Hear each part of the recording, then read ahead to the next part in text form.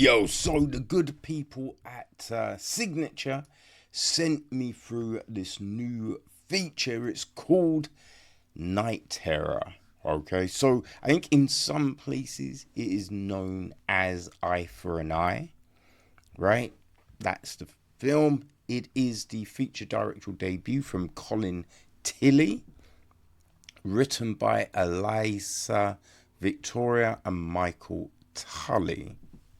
The film is produced by Teresa Steele Page, Nate Camilla, Tim Headington, Rachel Fong, executive produced by David Darby, Susan Keir, Lauren Shelton, and Elisa Victoria. Tim Williams handles the music. Robert Litzel is on cinematography.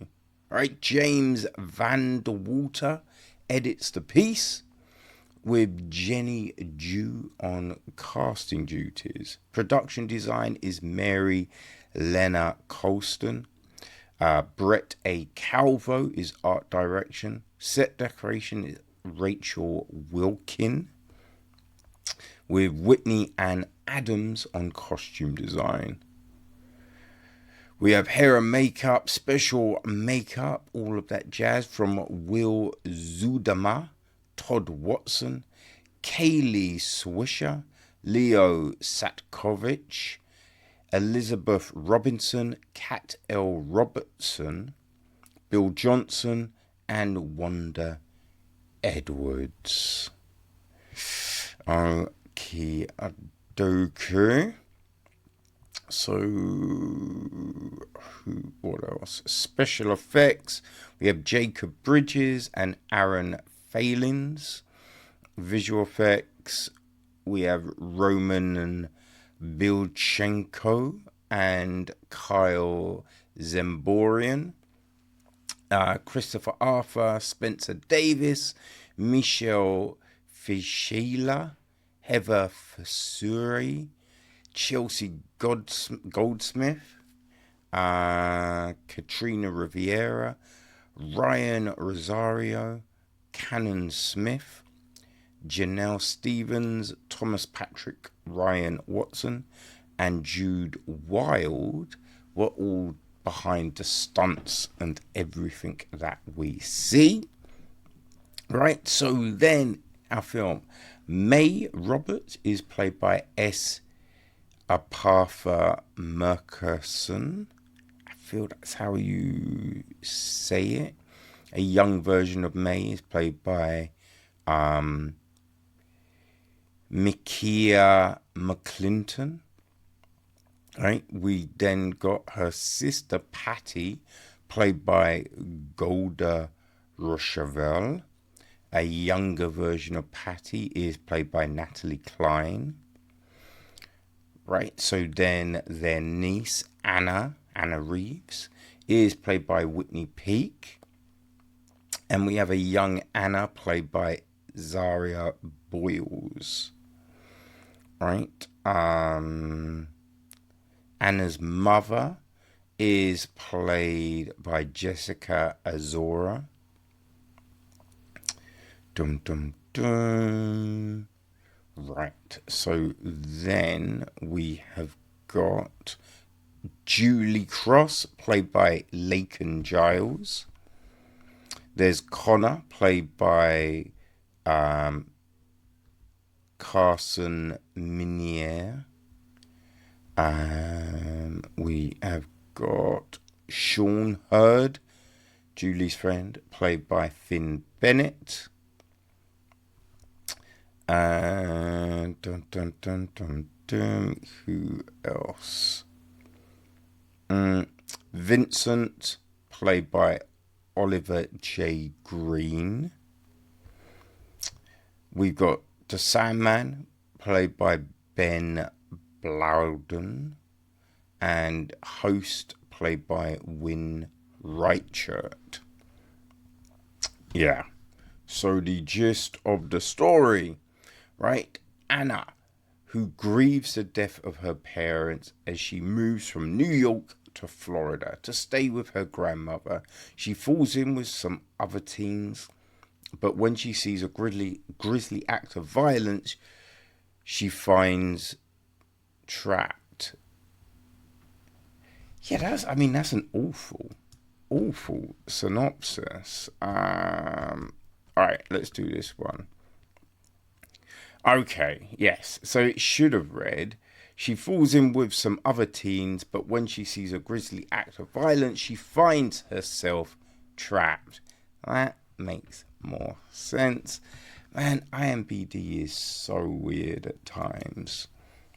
So that is this film. And yeah, it's the feature directorial debut from Colin. And it's actually, right, so Elisa Victoria, she's one of the co-writers of the film with Michael Tully. Now, this is actually based on Elisa's book, Mr Sandman. So yeah, that's the kind of origin of it. And, you know, there's this folklore element to it, right? It's down as a horror.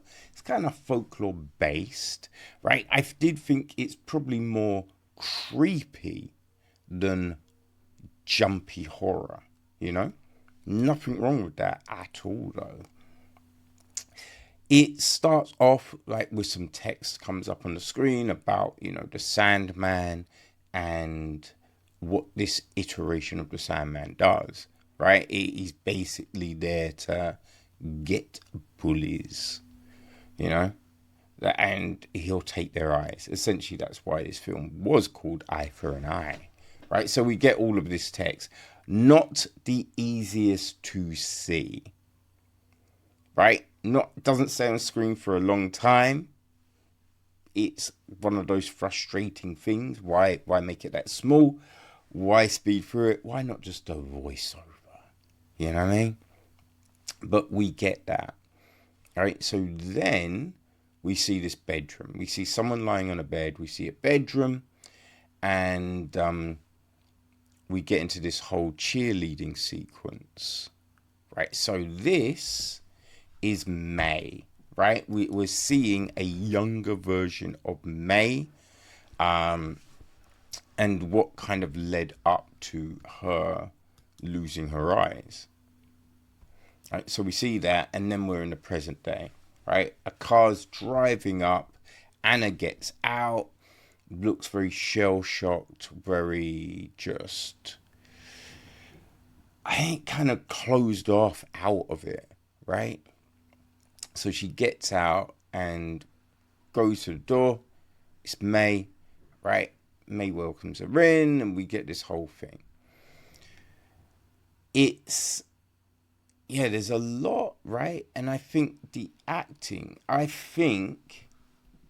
what we get from Whitney Peak is very good as Anna, right? We get that sense of loss, of hurt, of pain, all of those things she brings to us very well. I thought Epatha Merkerson as May and Golda Rochevelle as her sister Patty were very good, right? I mean, Finn Bennett and Laken Giles as Sean and Julie are very good. The acting works, right? I think we don't have an issue in this film with the acting. That's all very good. The story at times feels it leaves big gaps, right? Big holes. You're asking yourself questions, right? Because we have all of this going on, right? But the first time we meet Patty, it seems like she's very shook, right? Very uncomfortable. But here's the thing. Everything that went down, right, that led us to this place happened years ago, right? Years ago. So this wouldn't have been the first trip Patty made. So it does seem kind of weird that she's so like, you know? Also, as I said, it can't have been the first trip she made, and she probably by now has a sense of when May's around. You know what I mean? So if you're trying to avoid May, you'd be like, okay, so she usually does this on a Monday. On a Tuesday, she's around these hours, right? You probably have that down, right? That schedule we're going to figured out. Now, might not all work out, right? Schedule change. But you would figure, right, this is the thing. So yeah, her kind of demeanor didn't necessarily make sense. You know? You also asked the question, how come Anna is staying with May and not Patty? Right? These are questions that aren't necessarily answered.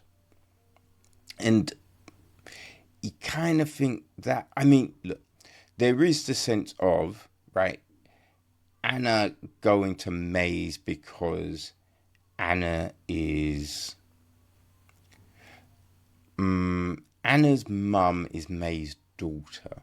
So whatever that is, that's what she is, right? So there is all of that. Now it's like she falls in with a wrong crowd. Like Anna stumbles upon Sean and Julie. It's like we don't necessarily buy this big friendship between them all. You know? I mean, that's the thing. Like, they've hung out a few times, but we don't get enough to feel like anything is embedded or entrenched here. So that's that. Right. Now, the whole Sandman thing is interesting. I mean, we do get told that the Sandman, he kind of decides the fate of the person.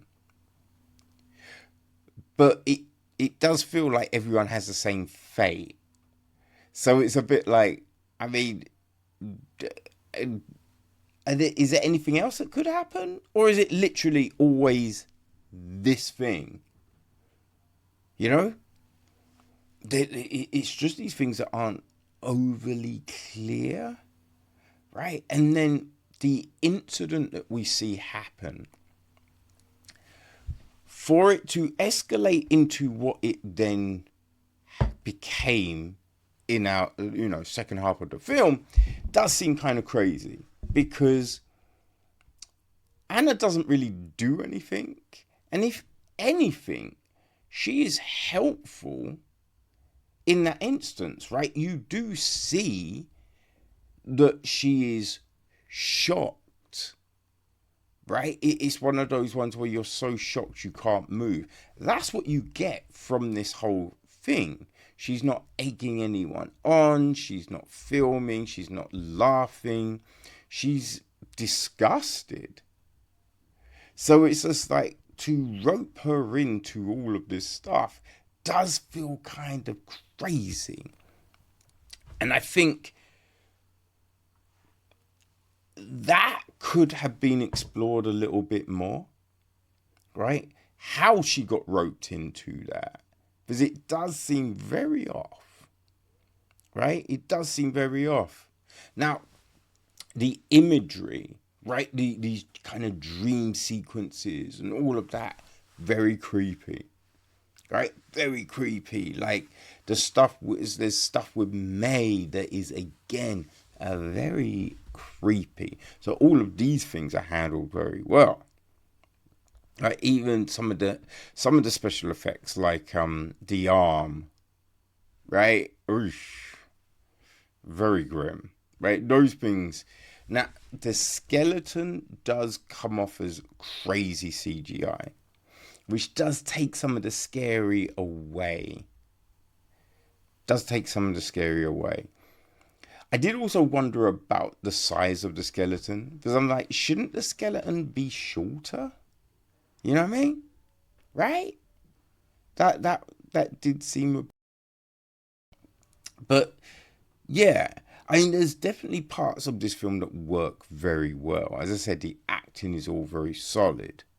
You know, a lot of the visuals are very good. You know, like the creepiness of the dream sequences. All of these things work well.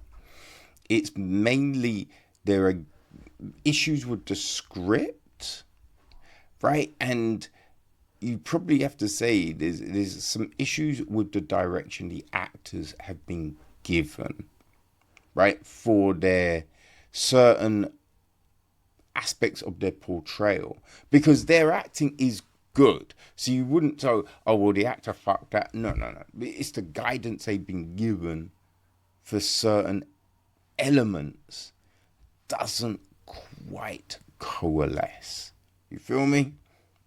So that's that. But yeah, I mean, it's definitely a promising debut, right? It's a promising debut. So it'll be interesting to see what Colin does next, you know?